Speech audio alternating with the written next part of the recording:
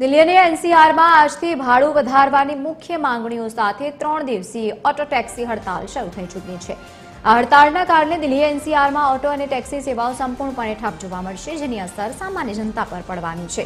વાહન ચાલકો માત્ર ભાડું વધારવાની માંગ જ નથી કરી રહ્યા, પરંતુ સતત વધી રહેલા પેટ્રોલ અને ડીઝલના ભાવો સામે પણ ઉગ્ર વિરોધ કરી રહ્યા છે।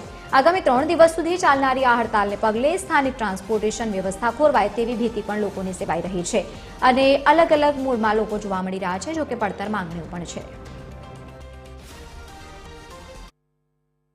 बहुत बुरी कंडीशन है। अभी एक हफ्ते से बहुत बुरी कंडीशन है। जो पहले रेट मिलते थे वो आज की डेट में रेट नहीं है। 18 अप्रैल से लेकर 25 अप्रैल तक 30 रुपए किलोमीटर रैपिडो दे रहा था, जिसका मेरे पास स्क्रीनशॉट है, कहिए तो दिखा सकते हैं, पर किलोमीटर का। और आज की डेट में 15 रुपए मिल रहा है, 16 रुपए मिल रहा है। क्या करेगा ड्राइवर लोग, बताओ मेरे को। कुछ भी मार्केट में नहीं बचा हुआ है, ना कोई रेट है, ना कोई ड्यूटी इतना ज़्यादा आती है। अब बस ये है कि 200, 300, 150 वाली ड्यूटियाँ करो, बस वही बहुत है। नहीं सवारी अभी नहीं मिली। सवारी एक राइड मिली थी सुबह मॉर्निंग में, वो भी 200 रुपये की। उसके बाद अभी कोई राइड नहीं है। सरकार को क्या बोलना चाहेंगे, सरकार ये बोलना चाहेंगे थोड़ा ध्यान दीजिए और रेट वेट का ध्यान दीजिए। थोड़ा जो टैक्सी हैं, गाड़ियाँ चल रही हैं, इनको थोड़ा ज़्यादा स्पेशल ध्यान दीजिए।